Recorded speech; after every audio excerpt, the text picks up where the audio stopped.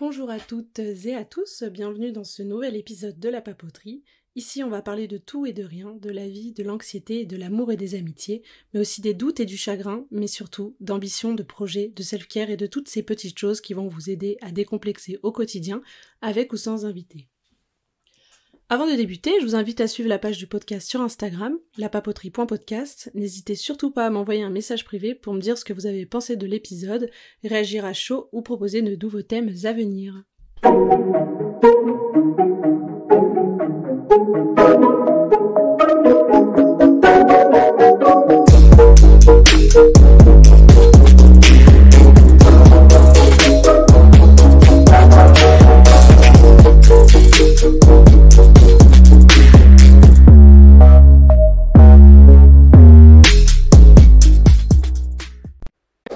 Oula, j'ai tapé beaucoup trop fort dans mes mains, mais bonjour, bonsoir.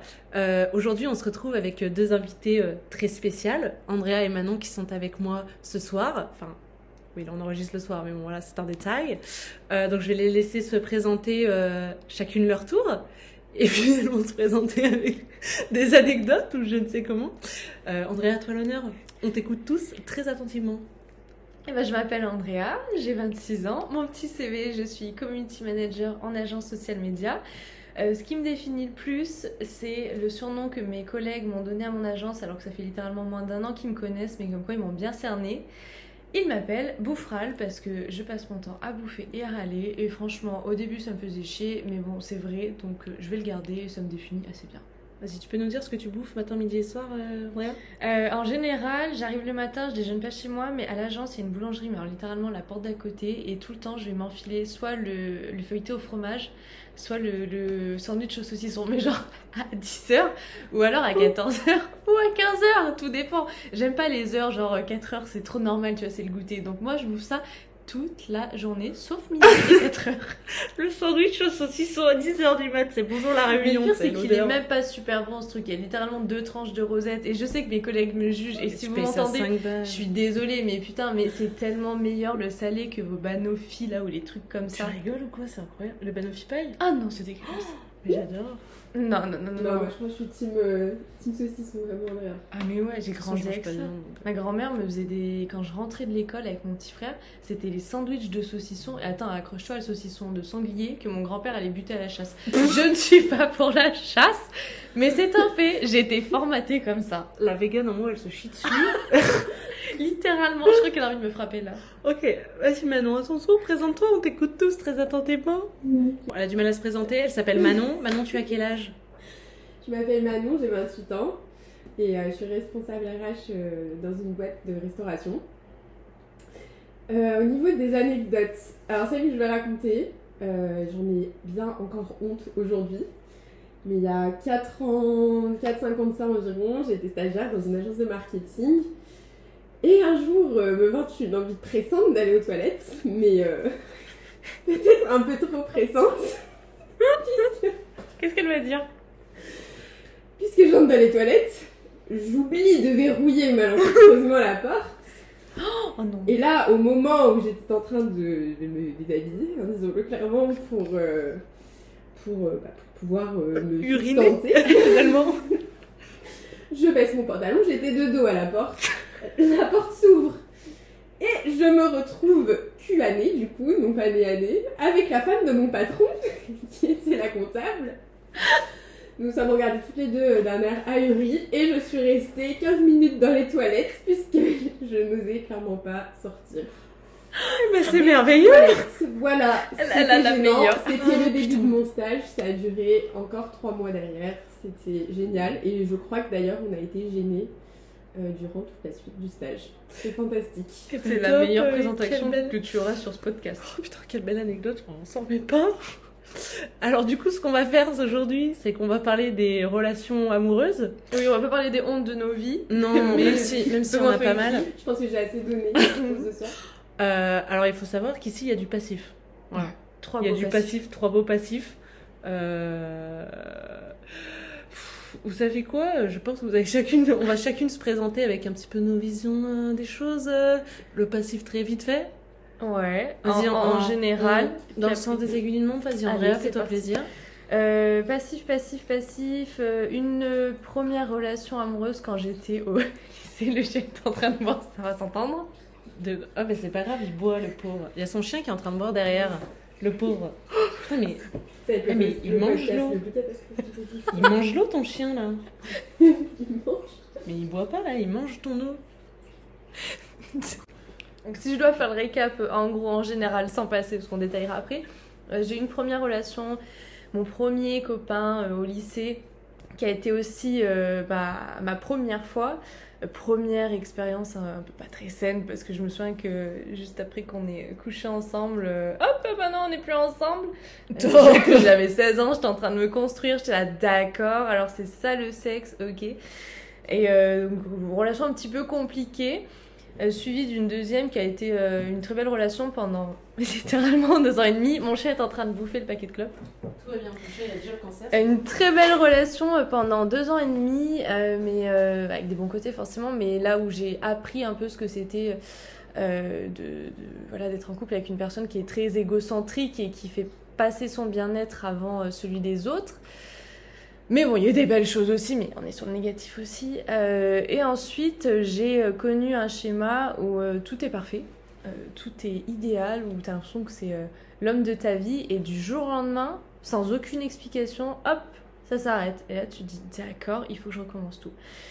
Mais bon, ça m'a construit, on va dire. Et puis après, voilà, j'ai connu d'autres choses comme le mensonge, me rendre compte au bout de 5 mois de relation que la personne avec qui je suis, je ne connais pas du tout sa vie. Donc voilà, les schémas négatifs, mais qui m'ont construit. Et je pense qu'on est aussi là pour dire ça. Mais tout à fait, on est bien d'accord. Manon, à ton tour, on t'écoute. Très attentivement, encore une fois. Alors, mon passif sentimental. Moi, je suis restée 8 ans avec quelqu'un. On s'est connus au lycée. Ça a été une relation comme tous les premiers amours, je pense. C'était plus de la construction, de la découverte, un peu passionnel, un peu dévastateur par moments, mais sûrement lié à l'âge et au fait que ce soit la première relation. Mais en attendant, une relation pour laquelle je garde quand même de bons souvenirs, quelqu'un qui a beaucoup compté pour moi et qui aujourd'hui compte toujours. Donc très en paix, on va dire, avec cette première relation. Et j'ai connu par la suite une seconde relation de 2 ans qui, elle, a été très compliquée et où je me suis clairement enfermée, j'ai été enfermée dans un schéma très toxique avec voilà, tout un panel, on va dire, de choses qui ont fait que ça a rendu la relation compliquée. Mais que j'ai très mal vécu. Voilà, pour moi, ce garçon, c'était l'amour de ma vie. Et j'ai mis un petit peu de temps à m'en remettre. Aujourd'hui, je pense pas que j'en sois remise totalement. Mais comme on est là pour parler du positif aussi, en tout cas, ça m'a bien forgé et ça m'a appris beaucoup sur moi. On apprend des choses tous les jours, tout à fait, on se construit. Moi personnellement, je suis restée 3 ans avec mon premier amour que j'ai rencontré au lycée. Parce que moi j'ai pas 28 piges, ok, j'en ai 20, donc techniquement j'ai forcément moins d'expérience, mais c'est pas grave. Je suis restée 3 ans avec cette personne. La relation elle s'est terminée étant donné que j'ai eu un coup de foudre pour quelqu'un d'autre, donc qui est ma deuxième relation. Donc cette première relation ça a été très bien pendant longtemps, sauf qu'à la fin ça s'est énormément dégradé étant donné que je m'étais complètement oubliée pour cette personne et que cette personne ne se rendait pas du compte en fait de tout le mal qu'elle pouvait me faire en étant très égocentrique, un petit peu comme Andrea. Enfin, non, pas comme toi, mais comme ton ex, quoi. La personne que j'ai connue. On s'est compris. Moi, je le suis aussi, hein, t'inquiète. Voilà. Non, mais écoute, on n'est pas là, on n'est pas faire tomber à culpa pour l'instant. Pas encore. Et donc, par la suite, j'ai eu une relation d'1 an et demi avec quelqu'un où j'ai découvert un petit peu d'amour toxique, on va dire, où la personne ne s'est pas aimée, où la personne n'a pas appris à s'aimer avant d'aimer correctement quelqu'un. Chose que moi j'ai su faire et c'est quelque chose qui m'a beaucoup fait souffrir pendant quelques mois, on va dire. Je peux pas trop en parler, c'est toujours en cours, mais bon bref, c'est compliqué. Mais bon, c'est pas grave, on est là pour se confesser. Hein, voilà, on te confesse aujourd'hui. Mais voilà, c'est très compliqué. C'est le mot, compliqué. Alors du coup, comment on va s'organiser pour ce podcast? C'est on a fait une liste de red flags, donc des red flags que vous pouvez avoir donné sur Instagram ou qu'on s'est écrit un petit peu tout ensemble afin d'être ouvert à la discussion. Oui, Donc c'est une papoterie. voilà, donc on va donner un red flag et puis on va un petit peu en papoter quoi. Voilà, c'est parti. Vas-y Andrea, je te laisse nous lire le premier. Eh bah allez, le premier et pas des moindres, le mensonge, qui est quand même un beau red flag, même si je trouve que c'est un peu de la triche, parce qu'en général, ce red flag-là, tu vois pas tout de suite quoi. Oui, c'est vrai. À l'inverse, t'as le green flag qui est la transparence, donc ça tu peux peut-être t'en rendre compte tout de suite, mais le mensonge, c'est un peu plus chaud. Dans mon cas où j'ai connu, où je m'en suis rendu compte 5 mois après, tu te dis bon... Ouais. Et comment qu'on fait alors, mon expérience personnelle, bah, c'est peut-être cette dernière expérience en date où tu te rends compte comme ça que tu connais pas tout de la personne. Et en vrai, c'est touchy parce que tu te dis pourquoi il est là ce mensonge? Est-ce que c'est volontaire parce que la personne est malsaine? Est-ce que c'est parce que la personne veut te protéger? Entre gros guillemets, on insiste. Entre gros guillemets, parce que c'est pas une excuse, mais tu sais, des fois, t'arrives quand même à te dire putain, c'est pas là pour rien. Est-ce que c'est maladif? Parce que je pense qu'il y a des gens qui sont clairement malades, et là, la mythomanie, c'est quand même un level au-dessus. Moi, au degré que j'ai connu un mensonge qui était, je pense, parti d'une envie de protection et d'une envie aussi de, comment dire, de se mettre un peu plus en lumière parce que les personnes, des fois, acceptent pas leur passé. Et du coup, la solution, c'est le mensonge parce qu'elles pensent qu'elles vont être acceptées comme ça. Après, je pense qu'il y a tout un truc derrière qui fait que t'es habitué à mentir. Enfin, oui, t'as un passif et tout. Mais tu vois, quand t'en es à mentir parce que quelque part, tu as peur que la personne t'accepte pas tel que tu es, c'est que quand même, t'as un travail à faire sur toi pour dire bah non, je vaux mieux que ça, quoi. Après, bon, il y a différents types de mensonges, mais je pense que oui, quand t'arrives déjà à mentir droit dans les yeux à la personne avec qui t'es, c'est qu'il y a déjà un problème. Que ce soit sur le fait de ce que tu as fait dans ta vie, de tes anciennes relations, ou même de ce que tu vas bouffer. Hein. Ça dépend vraiment du degré, mais dans tous les cas, je pense pas qu'il y ait quelque chose de bon. Mais après, un red flag, en soi, c'est un peu ce que tu vois avant. Enfin, ouais, c'est genre, c'est un signe précurseur, mais le mensonge, tu le vois après, pas souvent plus tard. Oui, alors que tu le vois après, je pense qu'il y a des choses qui se voient sur la durée. Quand tu commences une relation avec quelqu'un et que déjà c'est plus ou moins basé sur du mensonge, ça peut déjà être compliqué. C'est ce que moi j'ai pu vivre alors, je vous disais tout à l'heure, ma première relation qui a été dont je garde un bon souvenir, il y a quand même eu beaucoup de mensonges et ma relation elle a vraiment été un peu rythmée par ça. Il y a eu des mensonges dès le début. Qui m'avait fait beaucoup de mal, surtout voilà, j'avais 17 ans, donc c'est encore, on se cherche encore, et en plus de savoir que la personne en face avec qui te ment. He's a mythoman. C'est clairement pas les meilleures conditions. Ça aurait pu être un red flag, oui, parce qu'au final je me suis rendu compte que même après notre séparation, qu'il y avait eu du mensonge durant toute notre relation. Mais ce qui est encore plus compliqué, c'est que ça a été des mensonges perpétuels, mais sur des choses qui n'étaient pas graves, ou des choses qui n'étaient pas très importantes, mais en fait ça peut être ultra dévastateur. Bah, quand tu te rends compte que t'as l'impression de connaître quelqu'un, puis tu te rends compte en fait ça fait 1 an qu'elle me ment, donc c'est cool. Ouais, la petite claque là. La claque dans la gueule, et puis voilà, tu mets trop loin à t'en remettre, c'est top. Donc à contrario, le green flag, la transparence. Mais c'est dur, en vrai c'est dur. Franchement, red flag c'est dur à voir, transparence, tu ne peux pas savoir en fait. Et je pense que personne n'est transparent à 100% au final. Tout le monde a tendance à enjoliver un petit peu les choses dans ce qu'elle peut raconter et partager. Ouais, surtout au début, t'es là, tu veux te faire passer pour quelqu'un de bien, donc tu vas, on va dire... oui. Il y a une différence entre extrapoler et mentir. Enfin, tu peux pas inventer tout et son contraire. J'aurais dire...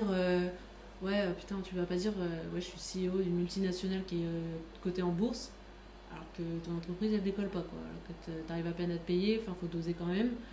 Mais Ouais, c'est comme sur ton CV. On a tous mytho en entretien, on a tous enjolivé les choses. j'ai jamais menti en entretien. Non, mais parce que t'es une sainte, t'as jamais... Mais je suis pas du tout une sainte. Pas menti, mais tu vois, t'en rajoutes un peu. Enjolivé, Tu mais là te c'est revends. encore différent. Non, mais c'est pour ça, tu vois, il y a un degré où c'est comme tu vas à un date Tinder. Ouais, je sais trop bien faire ci, faire ça. Et... J'ai jamais fait de date. C'est un autre Que sujet. Dieu te préserve. Eh ben allez, Bah, vraiment. une expérience traumatisante de Tinder. Ah, on peut faire une Je pense que ça pourrait être là. un autre podcast. Ah non, mais attends, ouais, putain. une anecdote mensonge sur un date Tinder, c'est que j'ai swipé avec un mec qui en fait ne s'appelait littéralement pas comme Non. il s'était inscrit sur le truc. Et pourquoi il s'était appelé comme ça là Aucune idée.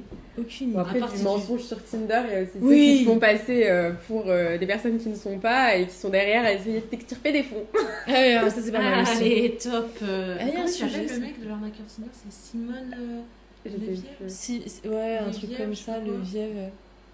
Moi, je pense que ça m'a vacciné. Je peux jamais être là-dessus. Non, mais c'est pas plus mal. N'y sois jamais. Ah non. Après, en deuxième red flag, j'avais mis la tromperie, mais c'est pas un red flag, parce qu'un red flag, tu le vois avant de te mettre avec la personne, non? Genre, Oui, c'est vrai. Ouais, non, ça c'est un sujet à part entière, et puis bon, ça peut être un sujet en entier. Oui, après, sauf si tu vois la. Ah si tu J'allais vois dire la tromperie dans le passif. dans le passif, Ouais. mais bon, après, les gens peuvent changer aussi. Puis il y a les gens qui Ou- disent qu'ils ont pas menti. Ça peut être un red flag Ils sont si pas au trompés. tout début de ta relation, t'es avec quelqu'un et qu'il trompe, mais que tu décides de continuer. Ouais. Ça aussi. Ou alors, quand tu rencontres la personne et que tu passes par les amis, par le cercle d'amis, et que tu vois que l'entourage banalise le fait de tromper, et que la personne en qui t'es en vis-vis, elle aussi, en fait, elle en rigole avec ses potes. Tu dis, bah non, Ouais, c'est après, pas drôle. faut avoir la même vision des choses, je pense, parce que, enfin, il y a des gens qui. Oui, ouais. Bah, se faire Ça sucer, dépend. c'est pas tromper, quoi. Voilà. Ouais, alors ça, oui, bon. C'est un autre débat. Il faut être en accord là-dessus, mais dans ce cas-là, tu vois, personnellement, moi, avec mon point de vue sur la tromperie, je rencontre un mec, je vais en soirée avec lui, on se drague un peu, puis là, avec ses potes, il commence à déconner, ah, t'as trompé ta meuf, oh lol, c'est trop drôle. Gros red flag, quoi. Genre, ça Ouais. dégage tout de suite, Ouais. tu cautionnes ça, merci, au revoir, quoi. Ah putain, il y a la culpabilisation. 1, 2, 3, la culpabilisation. Genre quand l'autre il te fait culpabiliser, genre. Attends, mais je me permets, mais ça. J'avais un ex qui me faisait culpabiliser dès que je faisais quelque chose sans lui. C'est-à-dire quand j'allais voir mes potes sans lui, ouais, moi je suis tout seul, en ce moment ça va pas et tout. Soit je Oh ne là restais là. pas avec lui, soit je ne l'invitais pas. Donc je l'invitais et il s'amusait pas forcément, il n'arrivait pas à se mettre dedans. Donc il était là, ouais, mais toi tu rigoles avec eux devant moi, tu vois bien que je suis pas bien, pourquoi on reste ici? Oh là là. Tout le temps. Et dès que je sais pas, je mettais un peu d'argent de côté pour sortir ou aller en voyage, ouais, mais moi j'ai pas les moyens de faire ça et tout. Oh, Ta gueule. est-ce que je peux juste vivre ma vie? Ouais, parce que tu vois, t'en as un moment où tu te dis, putain, j'avoue, est-ce que je monte trop, tu vois? Est-ce que je fais trop de choses? Mais non, enfin, tu sais, je suis Ouais. jeune, j'ai envie de profiter. Et ouais, et ce mec me faisait tout le temps culpabiliser de vivre ma vie, en fait, tout simplement. Je comprends pas. Enfin... Je sais pas si vous avez eu ce schéma-là, Mais est-ce que, ce que je veux dire, c'est est-ce que lui, au contraire, quand il faisait des trucs, Non, bah, genre, pense lui, il faisait des trucs, tu vois. Ah oui, il faisait des trucs et j'avais rien à lui dire. Et au contraire, je devais être heureuse pour lui parce que enfin il faisait des trucs. Ouais. J'étais là, bah oui, bon, bah ça va quoi. Bref, red flag. Moi, je sais pas si c'était de la culpabilité ou s'il essayait de me faire culpabiliser sur ce que je faisais. Mais en tout cas, il était très envieux. Et par exemple, il était très envieux du cercle amical que j'avais. Ouais. En me disant, toi, t'as de la chance, toi, t'as des amis qui sont là pour toi. Où je suis partie en Irlande avec ma mère et ma soeur à cette période. Et il me disait, t'as de la chance, tu pars en vacances, t'as de la chance d'avoir des vacances, t'as de la chance, t'es avec ta famille. Et continuellement, en fait, il me faisait ressentir ça, qu'il était très envieux. Et d'ailleurs, il avait même reconnu un jour que, parfois, il pouvait avoir tendance à être jaloux De ta vie, ouais. de la vie des gens, en fait, en général, Ouais. de ce que les gens pouvaient avoir. Après, je sais pas s'il faisait ça dans le but de me faire culpabiliser, mais on peut un peu Ouais, mais ça se se ressent demander, comme ça. puisque ça peut faire culpabiliser, de se dire, bah mince, moi je vis quelque chose de bien, ou je suis dans un cadre cercle amical, familial, tout ce que vous voulez, qui est sain, stable et propice à ce que je me sente bien, et lui, c'est pas le cas. Ouais. Après, je pense que ça, c'est très inconscient. Enfin, je pense que les personnes qui font ça s'en rendent pas forcément compte. Et genre, c'est plus sur le moment de l'émotion où ils vont te faire culpabiliser, mais sans s'en rendre compte. Enfin, moi, j'ai eu ça de la part de quelqu'un qui avait eu un passé compliqué, on va dire. Et c'est-à-dire que c'était quand cette personne, elle était dans un moment compliqué, genre, j'avais l'impression de pas avoir le droit de me sentir heureuse et de lui dire. Genre, par exemple, dire... j'avais l'impression de dire, ok, bah toi, t'as une vie de merde, mais regarde, moi, tout ce que je fais de bien. Genre, regarde, moi, je m'éclate. Et toi, bah, ça va pas. Et je comprends que, bah, y a des moments, tu vois... faut savoir aussi quand dire les choses, mais j'avais l'impression que j'avais pas le droit d'être heureuse, ou quand cette personne par exemple je lui donnais des conseils pour monter son entreprise ou pour n'importe quoi, et que cette personne elle me disait et que limite cette personne s'énervait que je lui donne des conseils. Moi j'étais là, bah écoute frérot, j'essaye de t'aider, et qu'après cette personne elle reconnaissait que oui, bah moi j'ai l'impression que j'ai pas ce que toi t'as, j'ai l'impression de pas y arriver aussi bien, etc. Je disais, bah toi t'es là, bah ok, bah je vais fermer ma gueule, je sais pas, mais tu te sens con, quoi. Tu te dis, bah ok, bah vas-y, je vais. Tu te sens mal de dire les choses, et tu te sens mal de mieux réussir, on va dire. Mais tu sais, que la personne te fait culpabiliser, quoi. Tu sais à quoi ça me fait penser? Mais un truc, un red flag que tu peux avoir aussi en amitié, et pour l'avoir connu avec une de mes meilleures amies, et je pense que je l'ai pas connu avec un mec, mais tu vois, pas l'exemple que tu viens de donner, mais juste le sentiment de toujours te faire culpabiliser, c'est quand t'as la personne qui ne supporte pas qu'entre guillemets tu brilles plus qu'elle. Ah, et en fait, putain, ouais. ces personnes-là, mais j'ai une copine, une de mes meilleures amies d'enfance, qui a eu une relation pendant très longtemps avec une très bonne amie à nous. Et son amie ne supportait pas qu'elle soit plus heureuse qu'elle. Et tu sais, en mode, c'était... Mais ma copine était... C'est pas un concours. Mais en fait, cette personne-là ne supportait pas d'avoir en face d'elle des personnes de son entourage qui étaient plus heureux qu'elle. Et dès que c'était le cas, la première chose qu'elle cherchait à faire, c'est aller chercher la petite bête pour t'écraser et toujours rester au-dessus. Et en fait, elle se nourrissait du malheur des autres pour elle briller, tu vois. Et ça, mais gros red flag.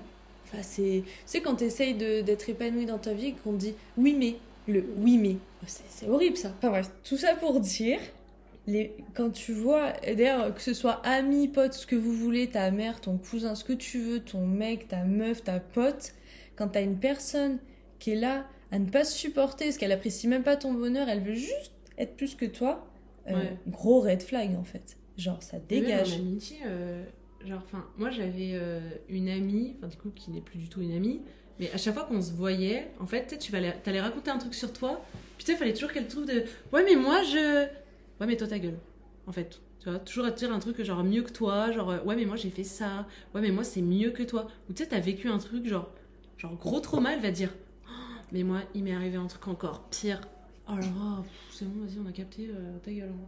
Je dis beaucoup de fois ta gueule. Oui. J'arrête de dire ta gueule. Mais c'est pas grave, tu sais, c'est une ponctuation comme une autre. Hein. Moi, c'est putain fait chier. Ouais. Non, mais ça, oui, c'est. Mais en fait, ces personnes-là ne savent pas écouter. Parce qu'en fait, elles t'écoutent parler, mais pendant que toi, tu es en train de parler, de raconter ton histoire, la seule chose qu'elles cherchent, c'est comment elles vont placer le moi. Ouais, en fait, elles écoutent pas. En fait. Ah, mais c'est ça. Eh ben. On peut en parler. Autre red flag, l'égocentrisme. Parce que ça, franchement, quelqu'un qui parle tout le temps moi, je. Enfin, on dirait une caricature, mais ça existe en fait. J'ai eu une relation où c'était littéralement mes besoins, mes envies, ma vie et jamais toi. Ou alors de temps en temps, hein, ça va? Mais tu sais, comme un coucou ça va sur Facebook, quoi. Jamais. Que des gens qui sont là, qui pensent qu'à leur gueule, puis au bout d'un moment, tu les envoies chier, tu dis mais sinon. Ah non, attends, je viens de me rendre compte que j'ai fait ça des fois. Oh non, mais si, en plus, on me l'a déjà reproché. Ok, t'as fait quoi? C'est plus que toxique de quelqu'un. Hein. Non, mais cette phrase, t'as intérêt de la garder. Ça, c'est vrai. Non, mais si, c'est vrai, mais genre... Titre de ce podcast, vrai, on est tous le toxique de quelqu'un. On est toute la toxic girl de quelqu'un. Mais bien sûr, mais forcément qu'on a été toxique quelque part. Mais je sais que j'ai déjà été toxique sur ça, genre un peu égocentrique. Genre, C'est bien, j'avais aussi, passé là, une pour se espèce d'épreuve finalement dans une relation que j'ai pardonnée, on va dire. Et que, en fait, après, je sais pas, j'étais tellement genre centrée sur moi et genre que je faisais que parler de moi. J'étais, oh, putain, aujourd'hui j'ai fait ça, c'était génial. Parce que du coup, j'étais tout le temps en train de faire plein de trucs. Et puis au bout d'un moment, il me dit, mais. Et tu m'as même pas demandé comment ma journée elle s'est passée, moi. Tu fais que parler de toi. Tu m'as même pas demandé. Ou genre, ouais, ce matin j'ai fait un rendez-vous super important, tu m'as même pas demandé comment c'était passé. Toi, t'es là, tu te sens super con, t'es là. Ok. Mais là, Oui, red flag c'est pour toi. Hein. Red flag Ouais, pour non, toi, mais je bien. sais. Mais après, tu vois, encore une fois, genre, enfin, de tout ça, genre, faut le dire, faut en parler, parce que des fois, tu t'en rends pas compte, mais Ah, on a nos red on a flags. tous des red flags. On a... Et après, j'espère que j'ai changé. Non, en vrai, ça a pas duré très longtemps, ça. Enfin, j'espère. Déjà, Je le sais fait que t'arrives à le dire et à t'en rendre compte. Bah, Moi, je m'en rends compte il y a 2 secondes, quoi. écoute, il y a que les Et cons bien, qui la changent pas prise d'avis. de conscience commence C'est- maintenant. c'est- Et c'est oui, jamais on trop encourage tous sa vie. Il n'y a pas de moment pour ça. Et c'est de toute façon, il y en a plein hein, des red flags, il y en a plein des gens qui parlent de red flags, mais il y a quand même un truc qui est hyper sain, je trouve, c'est de capter ses propres red flags à soi. Ouais. Ah, je pense que c'est le moment que je fasse mon mea culpa. Allez, on aussi. l'écoute. Allez, c'est parti. Attends, c'est bien. Mon mea culpa à l'un de mes ex, si un jour tu passes par ici, je ne sais pas, je dirais pas le nom, mais il se reconnaîtra. Une relation qui a duré 1 an et demi, 2 ans, je crois, je me rappelle même plus. Mais si tu t'en rappelles, ta gueule. Non, non, vraiment, je saurais pas te dire 1 an et demi, 2 ans, je sais plus. Je l'ai tellement. Cette relation, elle m'a tellement fait mal à la fin que j'ai fait blackout, tu vois. Mais- Pansement aussi. Ah, ça, on en parlera après. Oh, nom de Dieu. Oh, pardon, Seigneur. Nom je de le Dieu, jure. elle a dit nom de Dieu. Non, Elle d'ailleurs, a on aurait ma osé. mère. Non, bah, attendez, je vais faire 2 mea culpa. Ok, Bah, mais tu sais quoi, allez, j'ai vas-y. 2 gros red flags. Autant qu'on en parle, parce que j'ai écouté plein de podcasts où les nanas sont là à dire les red flags, exactement ce qu'on est en train de faire, sauf que nous, c'est plus drôle, soit dit en passant. Tout le monde est en train de débiner les red flags des mecs. Mais putain, on a nos red flags, nous, en tant que meuf, et juste en tant qu'individu, je pose pas un sexe sur ma personne, je pourrais être Yel, c'est pareil. Alors je fais mon mea culpa à cette personne, avec qui je suis restée 1 an et demi, 2 ans, pardon, je ne me rappelle plus. J'ai été hyper amoureuse. Et quand je vous dis hyper amoureuse, je crois que c'est... Toi, tu vois de quelle relation je parle. Je pensais que c'était l'amour de ta vie, quoi. Ah, je pensais que Genre, c'était mais l'amour de je ma sais vie. pas, mais moi, à chaque relation, je me dis c'est l'amour de ma vie. Ah, mais moi, je me le suis pas dit à chaque relation. Et je me suis dit 2 fois dans ma vie, à cette relation-là, à une autre. Et en fait, tout était parfait. Sauf qu'on on a commencé sur de mauvaises bases, entre guillemets, parce que, en gros, cette personne faisait ses études à l'étranger. Moi, j'étais à Lyon. On s'est revus pendant la période où il était en France l'été. Et comme on savait qu'il retournait à l'étranger, tout est allé très vite. Et bref, on s'est vite mis ensemble, mais on s'est vite retrouvés sur une relation à distance. Je dis pas, ça s'est très bien passé, j'avais une relation mais parfaite, idéale. Mais aussi, parenthèse, parce que quand t'es en relation à distance, en tout cas, moi, de mon point de vue, dès que je voyais la personne, c'est-à-dire 1 ou 2 fois par mois, t'as pas envie de ramener le négatif. Tu dis, je la vois Ouais, qu'une c'est fois, vrai. je profite. Donc t'as beaucoup de non-dits. T'as pas les et- problèmes en face de quand t'es tout le temps avec la personne. Bah, c'est ça, tu veux les éviter. Et en fait, tout ce qui fait la base d'une relation qui est la communication, tu la zappes un peu parce que tu te dis, j'ai qu'un week-end dans le mois, en fait, donc j'ai pas envie de le déboîter. Enfin bref, tout allait très bien. Et en fait, quand on est sortis ensemble, cette personne avait une relation à l'époque, quand on était au lycée, avec une nana qui était, tu vois, c'était le couple du lycée populaire, voilà, qui avait les moyens. Et T'as des tout. films américains, quoi. Ah, mais vraiment, tu sais, le mec basket américain et la pom-pom girl. C'était un peu le même délire. Et moi, je suis arrivée, la petite meuf de la campagne, là. On est sortis ensemble. Je te jure que pendant 3 mois, tout ce que les gens me disaient, c'était « Mais toi, tu passes après elle ?»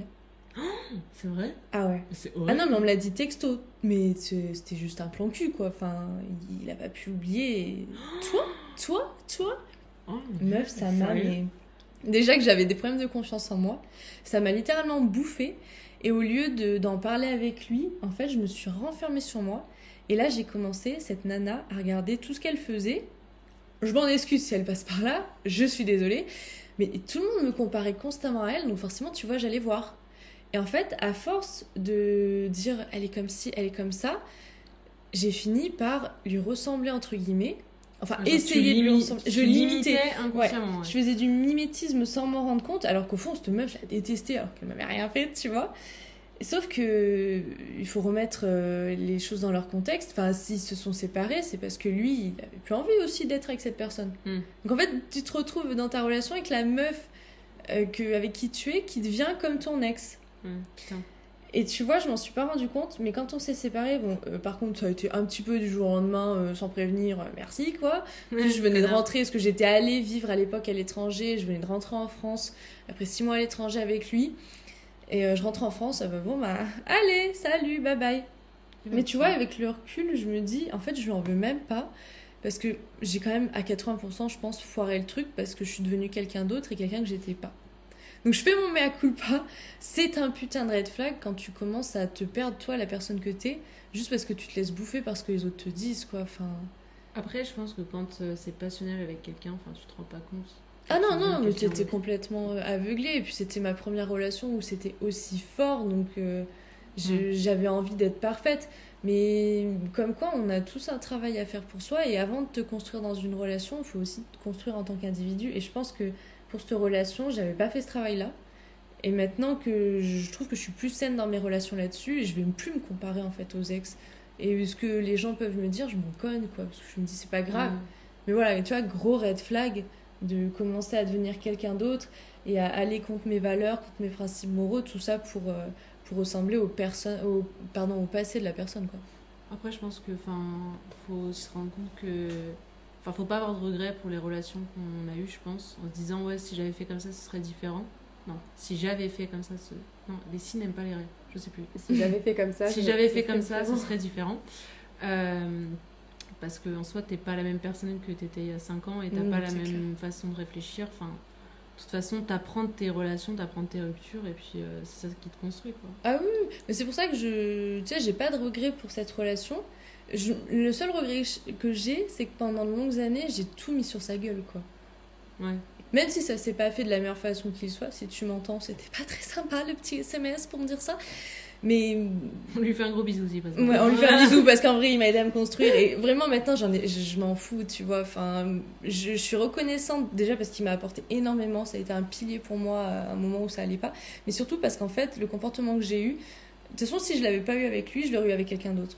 Parce que ça, c'est des tares que tu portes et tant que tu t'es pas mangé, en tout cas pour moi, tant que je me suis pas mangé une claque, je comprends pas. Donc, c'est pas grave. De toute façon, les expériences négatives, t'en tires toujours du positif. Et aujourd'hui, grâce à ça, j'ai des relations plus saines et j'ai un rapport plus sain avec moi-même et j'ai appris à m'aimer. Et franchement, ça vaut tout l'or du monde. Et je crois que c'est la plus belle conclusion de ce mea culpa.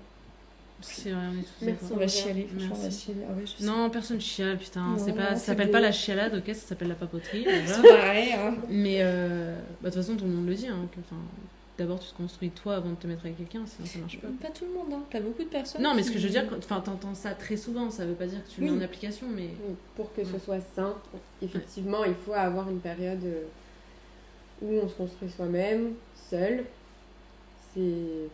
En général, ça fonctionne mieux après.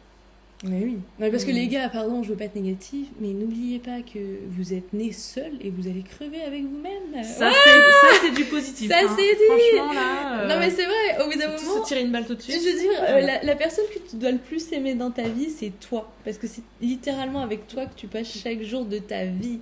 Donc, si tu veux être heureuse avec les autres, déjà, sois en paix avec toi-même, quoi. Et je dis ça, j'ai que 26 ans, c'est un bébé qui vous dit ça, mais je vous jure que c'est le meilleur conseil qu'on m'ait donné. Oui, Abby a 20 ans. Attends, t'as 26 ans, tu dis que t'es un bébé, mais je suis quoi? Je suis même pas née, là. Toi, t'as une maturité qui est un peu plus avancée que la mienne. Non, mais je suis prématurée, là. Bon. Ah, mais vraiment. Putain. Allez, vas-y, on passe... C'est le combien? C'est le 1, 2, 3? Oh, on s'est perdu. Ouais, c'est littéralement une papoterie. Hein, alors ça, c'est le red flag que j'ai connu de près depuis peu. C'est les addictions. Après, je vous parle pas d'addiction à la drogue dure parce que ça, c'est un red flag énorme et là, faut se casser, quoi. Mais genre le mec, tu sais, qui a bu, qui s'énerve, qui tape dans les trucs. Genre le mec, il a envie de se battre en sortant de boîte. Le mec, ça y est, il a 2 pintes dans le nez, il a envie de se foutre sur la gueule. Bon, déjà, c'est quelqu'un qui sait pas gérer ses émotions et qui sait encore moins gérer l'alcool. Donc déjà, les deux ensemble, ça pue, quoi. Ouais, monsieur, madame, faites un travail sur vous et vous n'avez pas un rapport sain à l'alcool et il faut remettre ça en question, hein, voilà. Parce que non, ça ne vous aidera pas de taper dans des poubelles à 3h du mat, hein. Ça ne va sauver personne, voilà. Je raconte une anecdote ou pas? Je sais pas si... Non, je crois que je te l'ai déjà dit en vrai, mais... En gros... Tu laisseras les rires parce que franchement, c'était mémorable. J'étais avec cette personne donc, qui avait pas du tout un rapport sain avec l'alcool. Et c'est-à-dire que, en fait, on est sorti d'un bar donc, avec cette personne un de ses amis et une de mes amies.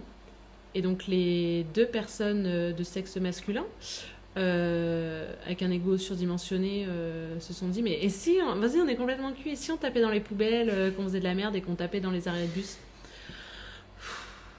Et ben voilà, on s'est fait poursuivre par un mec avec un couteau. Parfait. Genre à cordelier. Parfait. Et genre j'ai dû m'interposer entre un mec qui avait un couteau de chasse et la personne avec qui j'étais. Voilà. Soignez vos addictions. Bah déjà, S'il vous surtout, plaît.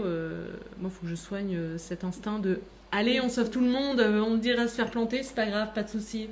Vraiment, là j'ai envie de me foutre une tarte là en y repensant, mais c'est pas grave. Mais c'est sûr que c'est un red flag de voir. Alors, parler d'addiction, peut-être que ça peut être un peu fort, mais en tout cas de se dire que des personnes, effectivement, dans des situations où elles vont être sous alcool, sous drogue, ça peut marcher aussi, mais dans mon cas, c'était sous alcool, peuvent avoir des réactions qui sont vraiment excessives. Et mon anecdote inclut Andrea, du coup, qui était présente aux premières loges pour vivre ça. Quelle horreur. Mais du coup, avec donc mon ex, une des premières sorties qu'on faisait ensemble avec d'autres personnes a eu une réaction très excessive parce qu'on est sorti fumer avec Andrea trop longtemps à son goût et qu'il était persuadé que du coup on était dehors en train de parler à d'autres mecs. Là, il y a 3 red flags en même temps, c'est le truc. Le mec est un red flag. Effectivement, mais celui-là était un red flag à lui-même, donc bon, tout était un peu problématique. Mais voilà, réaction très excessive, très violente et choquante, parce que je le connaissais finalement encore très peu. Et du coup, bah, pareil, il s'est mis à taper dans des poubelles, des tables, des murs. Enfin, sur le coup, tu te dis, est-ce qu'il va me taper sur la gueule ou pas? Tu touches du bois, tu te dis, bon, Un jour peut-être. peut-être je vais éviter, on verra. Souvent des personnes qui savent pas extérioriser, qui gardent tout pour elles, c'est un peu ça, non? Oui, qui savent pas extérioriser ou qui, vu qu'elles vont être un peu désinhibées par l'alcool, se disent bah, là c'est bon, c'est le moment, je lâche tout. Et effectivement, ça peut être. Bah, déjà, c'est très malsain, puisque sous alcool, on a vraiment tendance à dire des choses qu'on regrette parfois. Mais qu'on pense. Mais qu'on pense. C'est on est important de le d'accord. dire. Ce qui est quand même le plus effrayant dans l'histoire, vu que je me dis ce qu'il me disait à ce moment-là, il les pensait. Donc voilà. Notamment que j'étais une tu peux le dire. Ça. Une grosse salope. Voilà, ça commence par ça termine par salope. Ça, ce sont ces termes, hein, pas les nôtres. Voilà. Si un jour un mec bourré vous traite de salope, cet homme ne deviendra pas l'homme de votre vie. Et voilà. Vous ne l'écouterez pas, ou s'il vous plaît, ne le faites pas, vraiment. Ah non, Voilà, non, non, puis c'est les gars, s'il vous plaît, personne n'est une salope, ça pourrait être ta maman ou ta sœur, hein? Donc on va... Ah bah phobie. Bon. Les green flags arrivent, hein. On finit les red flags, hein, mais ça arrive. Ah putain, il y a le prendre pour acquis. Ah ouais. Quand t'as un mec genre qui te bah, fait pas bon. de cadeaux, qui te fait pas de compliments, ou tu sais qui te lâche je t'aime tous les jours et puis pour lui c'est assez. Et puis jusqu'au jour où bah tu te casses. Ou tu lui fais Oui. change ou je me taille. Et puis Ah, là mais ça c'est... change. Enfin, je comprends pas. Ça arrive souvent quand même. Ça arrive souvent. Je pense qu'on l'a tous vécu au final. Ma première relation, je l'ai vécue puisqu'il faisait plus d'efforts sur la fin. Ma seconde relation, donc celle dont je parlais en introduction, clairement c'était le cas. Alors j'ai ma part de responsabilité vu que moi je m'accrochais énormément, mais c'était clairement ça. Il me traitait extrêmement mal. Bon là on est vraiment dans un cas extrême où il n'y a clairement pas de respect, hein, qu'on se le dise. Mais c'était ça, il m'estimait acquise, mais en même temps je lui montrais tellement d'attention que lui se disait qu'il n'y avait plus rien à faire de son côté, et on était dans un schéma où c'est lui qui décidait de tout, qui décidait de quand on s'appelait, qui décidait de quand on se voyait, qui décidait de quand on raccrochait quand on s'appelait, qui décidait de ce qu'on allait faire, comment, à quelle heure, et qui pouvait annuler au dernier moment. Et moi je restais là, ce qui a été mon erreur dans l'histoire. Mais très clairement, il savait jouer sur le fait qu'à ce moment-là, moi, je sois faible et dans un état psychologique qui était très compliqué à gérer et où j'avais l'impression que si ça s'arrêtait, mon monde s'écroulait. Mais on se retrouve clairement dans cette situation de penser que l'autre est acquis et que du coup, on peut se comporter de n'importe quelle manière avec elle, que de toute manière, elle restera. Ça marche un temps, Mais sachez, si vous êtes comme ça, vous qui nous écoutez, que ça marche pas éternellement et qu'au bout d'un moment, les choses ne sont pas vouées à durer comme ça. Ah non, parce qu'au bout d'un moment, il y a quand même un truc à comprendre, c'est que l'amour, c'est bien beau, être en couple, c'est bien beau, mais alors, vous me direz votre avis là-dessus, mais pour moi, l'amour, certes, t'as des sentiments, t'as de la passion, mais en fait, c'est avant tout un travail. Enfin, avant tout, non, prenez pas peur, c'est pas un CDI, je vous demande pas de ça, c'est pas ça dont je parle, mais ce que je veux dire, c'est que l'amour, ça se construit en fait. C'est pas juste des sentiments et la petite flamme, et c'est un truc que tu entretiens au quotidien. Et si tu veux avoir une relation durable, tu peux pas juste te dire oh bah les sentiments et l'attirance feront tout. Non, ça s'entretient, ça se construit à deux, ça se travaille en fait. C'est pas juste de l'amour par-ci par-là quoi. Donc quand tu prends la personne pour acquis, c'est que tu te reposes là-dessus sur cette notion tu dis que cette personne elle va jamais partir. Bah ouais, mais c'est une notion de l'amour qui est biaisée. Je veux dire, c'est n'importe qui peut partir. Ça s'entretient l'amour. Bah après, moi, je sais que j'ai été prise pour acquise dans toutes mes relations et jusqu'au jour où en fait j'ai complètement pété un câble et je me casse du jour au lendemain et je me retourne même pas. Enfin, je sais que dans ma première relation avec la personne avec qui je suis restée 3 ans, cette personne, enfin, elle a pas jamais fait d'efforts, mais enfin voilà quoi, elle faisait une attention particulière à mon anniversaire et à Noël, quoi, c'est-à-dire 2 fois par an, c'est quand même assez triste. Mais en fait, au bout d'un moment, quand on se sent pris pour acquis, qu'on se sent pas considéré et qu'on se dit en fait, bah la personne elle pense qu'on va rester toute notre vie ensemble et en fait cette personne fait pas d'efforts, fait pas de compromis, n'essaye pas d'être présente, enfin fait vraiment le strict minimum. Et clairement, avoir une relation de personnes qui sont mariées depuis 50 ans, enfin, au bout d'un moment, t'en as vite plein le cul, quoi. Donc, clairement, c'est ce qui me fait à chaque fois partir, où je me sens dévalorisée, puis où tu te sens en fait comme n'importe qui, quoi. Enfin, au bout d'un moment, tu traites pas ta meuf comme tu traites tes potes. Enfin, faut oser, quoi. Voilà. Juste quelqu'un veut rajouter quelque chose sur ces red flags? Bon, ça Je pense qu'on a bien... Ouais. Bien dégrossi le sujet. Après, il y a juste dans les red flags, on avait mis les secrets. Après, je trouve que c'est important que chacun ait ses secrets, d'avoir son jardin secret. Enfin, tout le monde doit. Enfin, c'est-à-dire que je pars du principe que t'as 3 types de personnalités. T'as la personnalité genre avec tes amis, ta famille.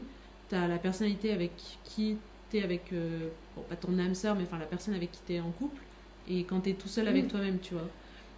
Et quand en fait, donc t'as ton jardin secret, et c'est important de l'avoir, mais quand en fait tu vas cacher des choses, à tes amis c'est moins grave, on va dire, étant donné qu'ils n'ont pas une part aussi importante quand tu construis ta vie, mais quand tu vas cacher quelque chose d'important à la personne avec qui t'es, alors déjà, spoiler alert, un mensonge, ça se découle toujours.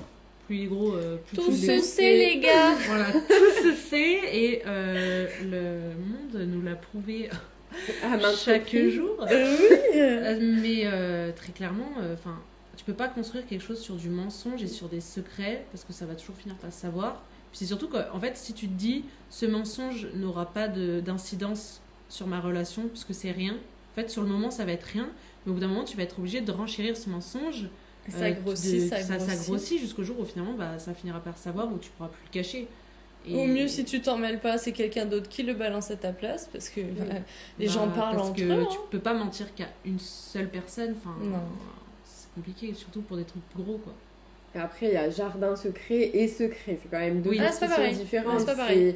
C'est sûr que c'est différent d'avoir son petit jardin secret sur des choses qu'on n'a pas envie forcément de dire parce qu'on peut avoir un peu honte ou parce que ça peut nous rendre vulnérables. C'est ça. Et les secrets où tu apprends que le mec avec qui tu sors depuis 5 mois, il a en fait une femme, 3 gosses, un chien et un pavillon en banlieue lyonnaise, quoi. Là, on est sur autre chose. Il y a jardin secret et jardin secret. Garder le vôtre, c'est sain et c'est très bien. Et moi, j'aimerais pas qu'on fout dans le mien. C'est juste hyper important. Et t'es pas obligé de raconter tout à la personne avec qui tu partages ta vie. Dieu merci. Sinon, encore une fois, c'est que tu t'oublies en tant qu'individu. Surtout que t'as plus rien à dire à un moment. Enfin, je veux dire, je trouve que quand t'es avec quelqu'un, t'apprends un peu à découvrir la personne tous les jours de ta vie. Bon, après, ça dépend combien de temps dure la relation, mais quand tu construis quelque chose de solide, etc., genre t'apprends au fur et à mesure la personne, et je pense que tu connais jamais vraiment quelqu'un parfaitement, tu vois. Et d'un côté, c'est encore plus vrai en amour, je trouve. C'est tout good. C'était beau. Oh putain, on va tous Tu vas chialer. t'éclater, toi, avec les quêtes. Hein. Ah, mais je vais chialer, ouais. Ah, Je vais mettre une semaine. 49 minutes, là. Pause. Faut que je me désaltère, là. Alors, par rapport aux questions que j'avais posées en story, il y a plusieurs thèmes qui sont revenus plusieurs fois à aborder justement pendant cet épisode. Donc on va faire ça sous forme de est-ce que c'est ok de voilà, petit nouveau concept, on adore. Alors le premier, c'est est-ce que c'est ok de rester en contact avec un ex? Manon. Chacune. On fait chacune notre tour. Vas-y Manon. Alors, Rester en contact avec un ex. ça c'est un sujet qui est quand même très épineux. Il y a quelques temps, je t'aurais dit oui, carrément. Et maintenant, avec l'expérience des relations que j'ai eues, je pense que ça a clairement ses limites, en fait, de rester en contact avec un ex.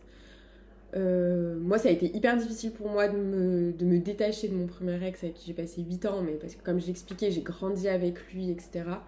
Mais au final, autant pour moi, c'est moi qui étais à l'initiative de la rupture, ça allait encore. Pour lui, je pense que ça l'a pas forcément aidé à passer à autre chose, qu'on reste en contact. En plus, on savait plus trop différencier si c'était encore de l'amour, si c'était... de l'attachement. Oui, alors c'était de l'amour, mais c'était plus l'amour qu'on avait avant, sauf que parfois c'est compliqué à différencier en fait et à mettre la limite vraiment là-dessus. Et au final, j'ai eu quand même l'habitude de rester en contact avec mes ex. Et c'est que récemment, au final, cet été, où j'ai vraiment coupé avec tout le monde, plus personne qui gravitait dans mon entourage et qui faisait partie de mes ex. Et je me suis sentie vraiment hyper soulagée. Vraiment. Je me disais, je suis enfin seule avec moi-même sans qu'il y ait mon passif amoureux qui est quand même très prenant finalement, mentalement en fait. Sans qu'il soit encore là, présent dans un coin de ma tête parce que tu sais qu'à tout moment on peut t'envoyer un message ou quoi. Et je me suis sentie extrêmement soulagée. Donc avec le recul, je pense qu'au final, c'est plus sain pour tout le monde de couper. C'est difficile, mais déjà on s'en remet beaucoup plus vite. Et on évite justement de rester dans des schémas antérieurs et de ne pas arriver à se détacher de tout ce qu'on a vécu avant. Ouais, carrément. Andrea, est-ce que c'est ok de rester en contact avec un ex? Honnêtement, en fait, j'ai toujours vu autour de moi des personnes le faire, et je le vois encore, tu vois. Et encore une fois, je dis toujours la même chose. Pour moi, tout est une question d'équilibre, ou alors, ça dépend de la vision de chacun. Mais putain, mais c'est vrai, quoi. Je passe mon temps à dire ces phrases, et c'est grave vrai. Et je vois des gens être hyper potes avec leur ex. Ok, pas de souci, mais moi, de mon point de vue, j'y arrive pas, quoi. J'ai essayé et tu vois, garder peut-être contact, tu te croises, ça va et tout, ouais, pourquoi pas, amis, enfin tu vois, moi j'irais pas boire un verre avec mes ex, quoi, enfin... Ou alors en étant, je sais pas, si je suis célibataire pour prendre des nouvelles, pourquoi pas. Là, actuellement, dans une relation, je me permettrais pas de le faire parce que je sais que ça pourrait être mal perçu par la personne. Et en fait, je crois que je serais mal à l'aise, en fait. Je sais pas si c'est parce que mes relations, sur la finalité, ont pas fait que je peux être comme certaines personnes qui arrivent. Et j'admire les personnes qui arrivent et je trouve ça... Pour moi, c'est ok selon chacun, en fait. Moi, j'y arriverai pas. Mais c'est pas pour autant que c'est pas ok pour moi. Je pense que ça dépend, en fait, de ton passif. Je pense aussi que ça dépend beaucoup de comment la relation s'est terminée. Ouais, une relation qui t'a fait souffrir de garder le contact, je pense que ça t'aide pas à t'en remettre. Enfin, après, moi, je suis jamais... en fait, moi, je pars du principe que tu peux pas rester en contact... Enfin, tu peux pas construire quelque chose avec une nouvelle personne en restant en contact avec quelqu'un que t'as énormément aimé, qui a fait partie de ta vie pendant longtemps. Enfin, je sais pas, moi, je vois un peu la vie par phase dans le sens où... je suis jamais restée en contact... avec mon ex en commençant une autre relation, on va dire. Parce que, je me suis dit, cette période-là, elle est terminée. J'étais une autre personne, j'ai grandi, je fais des choses différentes. C'est un autre stade de ma vie. Et je sais à quel point ça peut me faire mal de voir la personne avec qui je suis être en contact, elle ou lui, avec un ex ou une ex. Genre vraiment, moi, ça me fait mal. Je me dis, je trouve que ça touche l'ego et tu te dis, putain, mais pourquoi cette personne, elle a besoin de parler encore avec cette personne? Et vraiment, pour moi, c'est vraiment un truc genre, déjà que j'ai jamais fait et que je pense que j'arriverai pas à faire. Enfin, si c'est vraiment terminé, il n'y a plus de contact. Mais bon, après, voilà, si les deux sont célibataires et puis que c'est pas fini sur un c'est terminé, on ne se contacte plus jamais. Enfin, je sais pas, je me vois pas faire ça. Je sais pas si c'est moi, mais... Non, mais... De mon jeune âge... Ça dépend de chacun, après tout est une question d'équilibre, point de vue. La même conclusion. Est-ce que je te fais la prochaine? Allez, vas-y. Est-ce que c'est ok d'apprendre à cohabiter avec le mensonge? Ah bah tu sais quoi, allez, sujet épineux. Allez, je vais commencer. Vas-y, commence. Je vais tourner la question. Est-ce que c'est ok d'apprendre à cohabiter avec le mensonge? Non. Est-ce que c'est ok d'apprendre à éradiquer le mensonge? Pourquoi pas? Cohabiter, honnêtement, j'aime pas ce mot et je pense que tu cohabites pas avec le mensonge parce que c'est dire que t'acceptes. Ouais, t'acceptes. Pour moi, ça, de respect, voilà, ça ne s'accepte pas. J'apprends à cohabiter avec le jardin secret de la personne avec qui je vis ma vie, avec son intimité, il n'y a pas de souci. Avec le mensonge, non. Et en fait, j'ai même pas envie de justifier ce truc. Enfin, pour moi, mais les filles, mais non. On n'apprend pas à cohabiter avec les mythos de votre mec.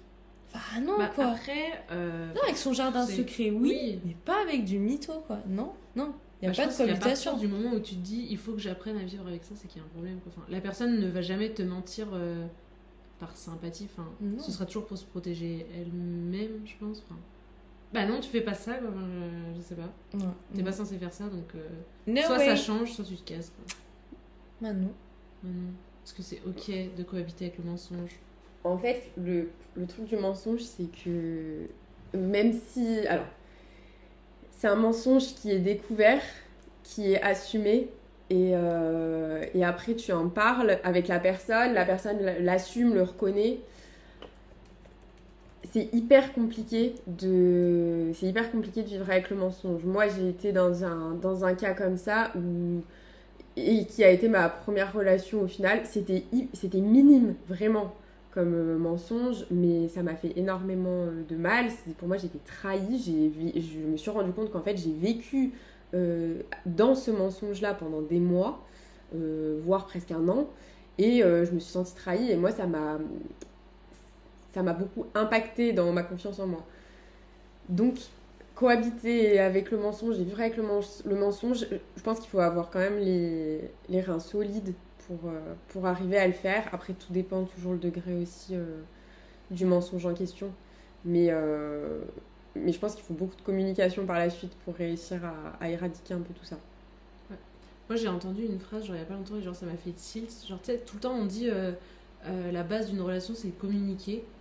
Et je sais plus où c'est que j'ai entendu ça, mais qu'il y a une meuf qui a dit la base d'une relation, c'est de communiquer, et la deuxième base, c'est de se faire comprendre. Genre, parce que souvent, tu vas dire en fait tout ce que tu. Enfin, tu vas dire ce que tu penses. Tu communiques du coup, tu dis ce que tu penses, mais tu ne vérifies pas que la personne elle t'a compris et qu'elle t'a bien compris. Genre, surtout, tu vas dire quelque chose et la personne en fait elle va interpréter ça d'une façon qui n'est pas la tienne. Et genre, c'est mal communiqué, genre. Enfin, moi, ça m'a fait tilt et je me suis dit, damn, ça c'est vrai. Et il faut voir aussi si la personne est apte et a envie aussi de se comprendre derrière, quoi. Putain, mais au final, c'est hyper compliqué. La communication, moi, je suis nulle en communication, je le dis. J'ai beaucoup de mal à extérioriser et des fois, c'est même dur. Et même quand c'est pas toi qui finalement est en tort, que c'est l'autre en face qui a clairement merdé, qui a menti, qui t'a fait du mal, au final, c'est toi qui as le plus de mal à exprimer ton ressenti. Limite, des fois, tu peux un peu t'en culpabiliser. Après, tout dépend du passif de la personne. Hein. Enfin, chacun est différent, chacun réagit différemment, chacun communique différemment, mais encore une fois, faut comprendre comment la personne elle s'exprime et tout ça, quoi. Et enfin, le dernier c'est ok. Est-ce que c'est ok de rester après une infidélité? Andrea. Alors, j'ai moult choses à dire là-dessus. Est-ce que c'est ok de rester après une infidélité? D'ailleurs, juste question con, mais qui n'est pas si con que ça, il faut définir, je pense, que c'est une infidélité, parce que tu te rends vite compte en discutant avec les gens que tous n'ont pas la même perception. Et je parle pas de la phrase que tout le monde dit, est-ce que sucer c'est tromper? Mais c'est un peu ça.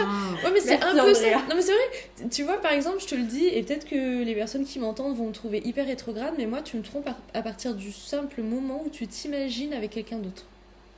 C'est hyper strict, je sais, mais pour moi, dans ma tête, tu t'imagines. Ouais. Tu fantasmes sur... Enfin, non, je veux dire, fantasme sur Clara Morgan, je m'en cogne. Et tu vois, tu rencontres quelqu'un en soirée... Soit les 2000, là. Et tu ouais, j'ai pas d'autres rêves, désolée. Abby, elle était pas née encore. Excusez-moi. Merde, écoute, faut que je t'en trouve une autre. Putain, j'ai pas les rêves, les gars. Mais t'as compris l'idée, quoi. Oui, j'ai compris. Margot Roubier et compagnie. Après, c'est important aussi, je trouve, de remettre en question son couple, tu vois. C'est-à-dire de dire, est-ce que finalement je serais pas plus heureuse ailleurs? Ah oui, non, c'est pas ça que je veux dire. Et je mets pas non plus aussi, parce que ça aussi c'est un truc, les gars, tout le monde aime plaire. Oui, ça, qu'on se le dise. Moi, la première, je le reconnais, j'aime plaire, parce que ça me met en confiance, parce que j'ai pas forcément confiance en moi. C'est flatteur. Quand je vois que, je sais pas, un garçon me regarde dans la rue, ça me fait plaisir, tu vois. Ouais. Je sais que c'est hyper touchy, mais c'est pas pour autant que je vais aller tromper la personne. Mais pour moi, une infidélité, c'est propre à chacun. J'ai peut-être été un petit peu sévère dans ce que je viens de dire, mais ce que je veux dire, c'est que j'ai eu une relation où la personne, dès qu'elle rencontrait quelqu'un, constamment, elle s'imaginait coucher avec elle, faire sa vie avec elle, et tu vois... Ouais, et je te jure, c'était un délire. Et moi, ça m'a matrixé en mode, mais à partir du moment où tu t'imagines, où tu as envie, en fait, d'aller vers quelqu'un d'autre, où tu ressens la simple envie et que tu commences à flirter par message, mais ça dégage, en fait. C'est pas parce que mon mec a flirté avec une nana mais il a pas couché avec elle, tu m'as trompé quand même. Donc est-ce que c'est ok de rester après une infidélité? Moi perso non.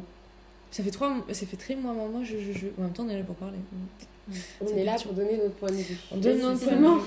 Donc pour ma petite personne, rester après une infidélité, non, c'est pas ok. Et aussi parce que je trouve qu'après ça me met un gros red flag à moi dans la gueule, c'est que ça pourrait être ok pour d'autres personnes et je le juge pas. Ceux qui arrivent à faire ça, tant mieux. Mais moi personnellement, si je reste après une infidélité, je sais qu'à chaque dispute, ce sera t'as fait ça. Et t'as fait ça. Et t'as pas rangé le lave-vaisselle. Ouais, tu sais quoi, mais tu m'as trompé, hein, tu vois. C'est des trucs qui vont toujours revenir à des disputes. Et en fait, j'ai juste pas envie de m'infliger ça parce que je tiens à ma santé mentale. Et parce que même pour la personne en face, je pense qu'après, c'est un cercle vicieux. Donc pour moi, c'est pas ok. Parce que perso, je m'en sens pas capable. Si t'as les bases, que t'as pas envie de gâcher ta relation, parce que je sais pas, tu considères vraiment que c'était une bêtise, voilà, c'est bon, c'est pas grave, est-ce qu'on va foirer une relation pour ça? Ouais, c'est ok, mais parce que c'est vu avec tes principes, c'est tout. Après, moi je trouve qu'aujourd'hui il y a une énorme banalisation. Les gars, de la tromperie. Alors moi j'ai déjà fait face à ça, et je trouve qu'en fait il y a énormément de gens qui sont là, non mais la tromperie ça se pardonne pas, etc. Mais en fait on n'entend jamais parler des gens qui ont pardonné à leur conjoint ou à leur conjointe une infidélité. D'ailleurs j'ai un chiffre. Est-ce que vous savez qu'une infidélité sur 2 se produit genre en after work, genre avec des collègues ou des trucs comme ça? C'est rassurant. Voilà, c'était le petit chiffre. Mais vraiment, c'est vrai, j'ai vu ça le taf et les relations, super, hein. Voilà. J'ai en horreur ce truc, mais apparemment ça existe.